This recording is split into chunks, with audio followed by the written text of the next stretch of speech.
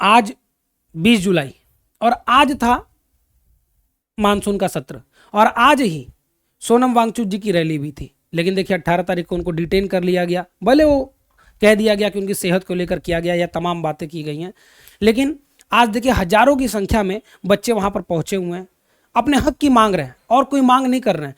अरे इस देश में जहां पर लोकतंत्र में बात कही गई है कि हर व्यक्ति की अपनी एक जिम्मेदारी है, एज अ सरकार, एज अ गवर्नमेंट, अगर आपकी जिम्मेदारी है तो आप उस जिम्मेदारी को निभाने में फेल रहे हैं, और बच्चे आपसे हक मांग रहे हो केवल कि आप अपना इस्तीफा दे दीजिए। आप इतने निरंकुश हो चुके हैं कि आप आकर बात नहीं किए। 20 दिन एक व्यक्ति बैठा रहा, एक व्यक्ति 20 दिन तक एक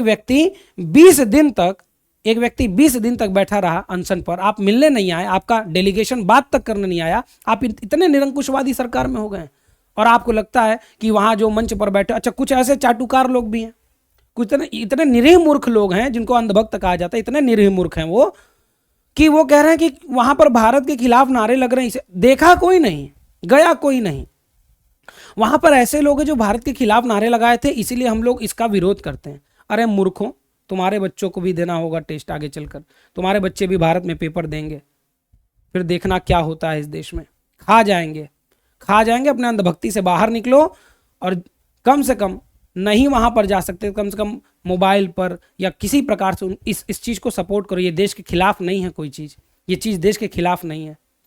और तुम अगर सोचते हो कि वहां पर धर्म के चलते तुम वहां पर सपोर्ट नहीं कर रहे हो, तो याद रखना इस देश की आज़ादी के लिए एक व्यक्ति ने अपना धर्म भी त्याग किया था। उसको आज़ादी का सबसे बड़ा क्रांतिकारी हम लोग मानते हैं, और उनका नाम भगत सिंह जी है।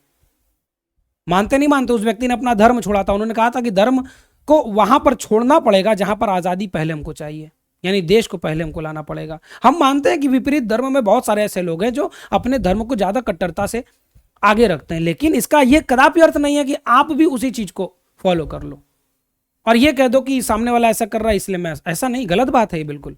और वहां तमाम धर्म और जाति के लोग वहां पर बैठे हुए हैं। ऐसा कोई नहीं है कि वहां पर एक ही धर्म और जाति के लोग हैं, या दूसरे विपक्ष के धर्म के जाति के लोग, या अन्य कोई धर्म जाति विपक्ष वाला नहीं है। हर व्यक्ति वहां पर साथ में बैठा है। तो जितने भी अंधभक्त, जितने भी ऐसे लोग हैं या जो सरकार की चाटुकारिता कर रहे हैं, आपसे हाथ जोड़कर निवेदन है कि भैया उठिए, जागिए, निकलिए यहाँ से, ये बेवकूफ़ी से निकलिए, अपने नेताओं की चाटुकारिता से, अंधभक्ति से निकलिए। क्योंकि कल को अगर कांग्रेस की सरकार भी रहेगी ना, सपा की सरकार भी रहेगी ना, अगर गलत करेगी तो इसी मजबूती से हम सभी शिक्षक ये प्रश्न पूछेंगे। इसकी गारंटी मैं आपको देता हूँ। ऐसा नहीं कि कोई एक पर्टिकुलर पार्टी है इसलिए। मैं खुद अटल बिहारी वाजपेयी जी का बहुत बड़ा समर्थक रहा हूँ, और वो भी भारतीय जनता पार्टी से थे।